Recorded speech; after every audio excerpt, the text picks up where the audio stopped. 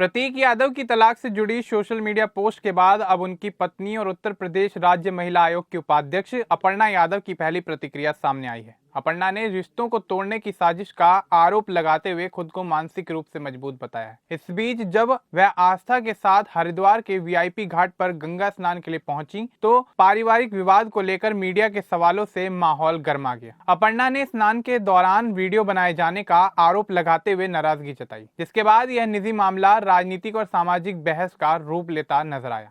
दरअसल मुलायम सिंह यादव के बेटे प्रतीक यादव और उनकी बहू अपर्णा यादव का रिश्ता पिछले कुछ समय से चर्चा में बना हुआ है। दोनों की शादी कई साल पहले हुई थी, लेकिन हाल के महीनों में उनके निजी जीवन को लेकर तरह तरह की खबरें सामने आती रहीं। मीडिया रिपोर्ट्स में अक्सर यह कहा गया कि दोनों अलग अलग रह रहे हैं और रिश्ते में खटास चल रही है। हालांकि लंबे समय तक ना तो अपर्णा यादव और ना ही प्रतीक यादव ने इस पर खुलकर कोई सार्वजनिक बयान दिया, जिससे अटकलों का दौर और तेज हो गया। अपर्णा यादव पहले भी साफ कर चुकी हैं कि उनके निजी रिश्तों को राजनीतिक या सार्वजनिक तमाशा बनाना सही नहीं है। उनका मानना है कि हर सवाल का जवाब कैमरे के सामने देना जरूरी नहीं होता और इसी बात को लेकर उन्होंने अपनी आपत्ति जताई है। हाल ही में जो नया विवाद सामने आया है वह हरिद्वार के वीआईपी घाट से जुड़ा हुआ है। अपर्णा यादव धार्मिक भावना के साथ गंगा स्नान करने वहां पहुंची थी। यह एक निजी और आस्था से जुड़ा पल था, लेकिन जैसे ही वह स्नान करके बाहर निकली, वहां मौजूद मीडिया ने उनके घरेलू विवाद और अपर्णा प्रतीक यादव के रिश्तों को लेकर सवाल दागने शुरू कर दिए। इस बीच कुछ वीडियो और क्लिप सोशल मीडिया पर वायरल हो गए। अचानक पूछे गए निजी सवालों से माहौल तनावपूर्ण हो गया और देखते ही देखते वहां हंगामे की स्थिति बन गई।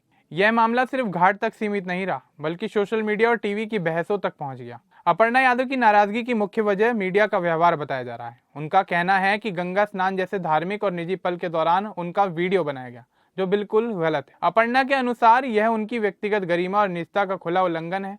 उन्होंने साफ तौर पर कहा कि आस्था से जुड़े ऐसे पलों को सिर्फ टीआरपी या खबर बनाने के लिए कैमरे में कैद करना उचित नहीं है। उनका मानना है कि कोई व्यक्ति सार्वजनिक जीवन में हो, इसका मतलब यह नहीं है कि उसकी निजी सीमाएं खत्म हो जाती हैं। अपर्णा यादव के नाराज होने की वजह सिर्फ सवाल नहीं, बल्कि समय और जगह भी था। मीडिया उनसे उनके निजी रिश्तों को लेकर सवाल कर रहा था, जबकि वह एक धार्मिक स्थल पर अपनी आस्था निभाने पहुंची थी।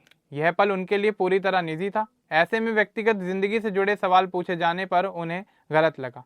अपर्णा का कहना है कि हर सवाल की एक सीमा होती है और हर जगह हर बात पूछना ठीक नहीं होता। मर्यादा और संवेदनशीलता बनाए रखना भी उतना ही जरूरी है। अपर्णा यादव के समर्थकों ने इस पूरे मामले में खुलकर समर्थन किया है। उनका कहना है कि सिर्फ एक व्यक्ति नहीं, बल्कि महिला सम्मान और निजता का सवाल है। समर्थकों का कहना है कि धार्मिक स्थलों पर मीडिया को खास संयम बरतना चाहिए और हर निजी पल को कैमरे में कैद करना सही नहीं है। उनके मुताबिक गंगा स्नान जैसे धार्मिक अवसर को राजनीतिक या पारिवारिक विवाद से जोड़ना गलत है। वे इसे राजनीति नहीं, बल्कि महिला की गरिमा और सम्मान से जुड़ा मुद्दा बता रहे हैं। अपर्णा यादव के विरोधियों का कहना है कि वह एक सार्वजनिक जीवन जीने वाली शख्सियत हैं, इसलिए मीडिया का सवाल पूछना स्वाभाविक है। उनका मानना है कि जब कोई सार्वजनिक जगह पर होता है तो उस पर लोगों और मीडिया की नजर बनी रहती है। हालांकि विरोध करने वालों में भी कई लोग यह स्वीकार कर रहे हैं कि गंगा स्नान जैसी निजी और धार्मिक पल का वीडियो बनाना ठीक नहीं था।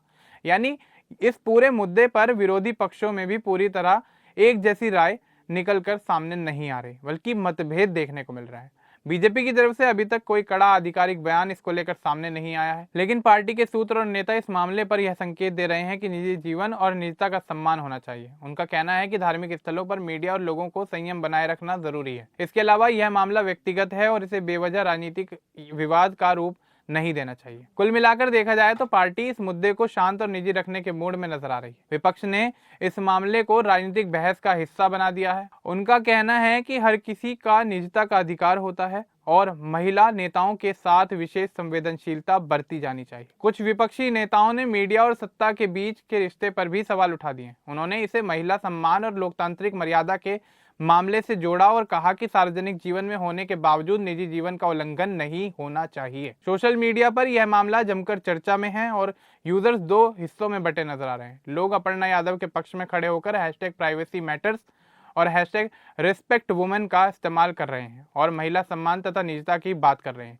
वहीं कुछ लोग कह रहे हैं कि पब्लिक फिगर होने के नाते मीडिया सवाल पूछ सकता है। कई यूजर सवाल उठा रहे हैं कि क्या अब हर धार्मिक और निजी पल भी सिर्फ कंटेंट बनाने के लिए कैमरे में कैद किया जाएगा। इस विवाद ने न केवल अपर्णा यादव तक सीमित रहने की बजाय बल्कि एक बड़ा सवाल उठा दिया है। अब चर्चा यह हो रही है कि सार्वजनिक जीवन में आने वाले नेताओं की निजता की हदें क्या हैं, साथ ही धार्मिक स्थलों पर मीडिया को कितनी सीमा तक सवाल पूछने या कैमरा चलाने का अधिकार होना चाहिए, यह भी मुद्दा बन गया है। इसके अलावा महिला नेताओं और सार्वजनिक महिलाओं के साथ संवेदनशीलता बरतने की आवश्यकता पर भी जोर दिया जा रहा है। यही वजह है कि यह मामूली विवाद अब समाज और मीडिया की जिम्मेदारी पर एक गंभीर बहस में बदल गया है। ताजा जानकारी के अनुसार अपर्णा यादव अपने आरोपों और नाराजगी पर पूरी तरह कायम है।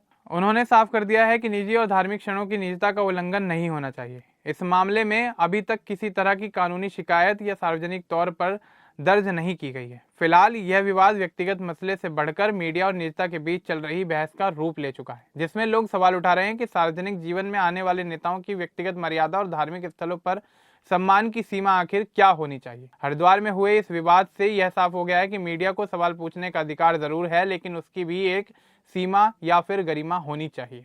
अपर्णा यादव का मामला हमें याद दिलाता है कि किसी की धार्मिक आस्था, निजता और गरिमा का सम्मान करना उतना ही जरूरी है जितना खबरें बनाना। यह घटना सोचने पर मजबूर करती है कि क्या मीडिया और सिस्टम इससे कोई सीख लेंगे या अगली बार ऐसा हंगामा किसी और घाट पर दोहराया जाएगा। और इसके साथ ही मर्यादा और सम्मान की सीख भी इस घटना से हमें मिलती है।